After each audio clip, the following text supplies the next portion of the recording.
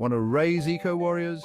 Let's dive into sustainability. So, what is sustainability, you ask? It's all about taking care of our planet so that future generations can enjoy it too. Imagine this. The Earth is like a giant garden. If we water it, plant seeds and take care of it, it will thrive and give back. But if we neglect it, the garden will wither away. Here's a fun fact. Recycling just one aluminum can save enough energy to power a TV for 3 hours. And guess what? By turning off the lights when leaving a room, we save energy and money. Double win. Teach your kids to reduce, reuse, and recycle. Maybe start with a cool craft project using old cardboard boxes. They'll love it. Remember, small actions lead to big changes. Let's make sustainability fun and exciting for our little ones. Thanks for watching, and let's grow a greener future together at funwritings.com, where kids are empowered with eco-friendly tips and adults get books and writing services.